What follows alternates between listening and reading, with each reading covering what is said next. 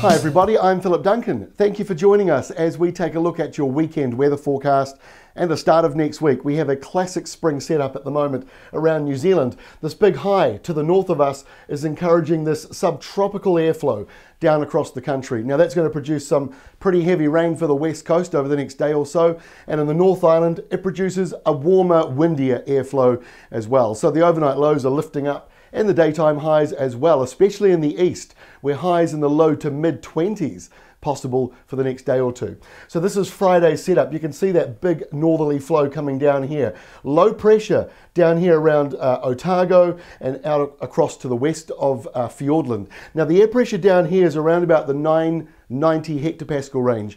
Last weekend, we were in the 960, 70 hectopascal range. In other words, this is nowhere near as deep as that low that came in last weekend, but it's still going to be windy between the low that's down here and the high that's up here. So rather than all the wind being caused by a big deep low, it's being caused by the squash zone between lower pressure down here and higher pressure up here. So strong northwesterlies, gale force around North Canterbury, gale force around Cook Strait. Worst of it will be up in the mountains. Hopefully it's not really going to be up in the damaging level, but it's blustery and strong, therefore warm in the east. Once you get to Saturday, that's the front there clearing away. So the North Island has a little bit of Friday night, early Saturday morning rain, then it clears, then you have showers on Saturday.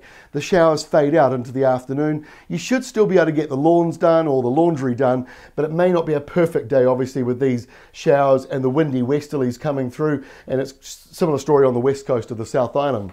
To Sunday, and the next surge comes through. Classic spring. So you got the nor'westers back again. It's warmer again on Sunday, especially in these eastern areas. But just like Friday, we've got low pressure down here in the south once again, and therefore the squash zone will be at play. So windy nor'westers make way to a colder south to southwest change later on. And again, there could be some thunderstorms on the west coast as a result of that.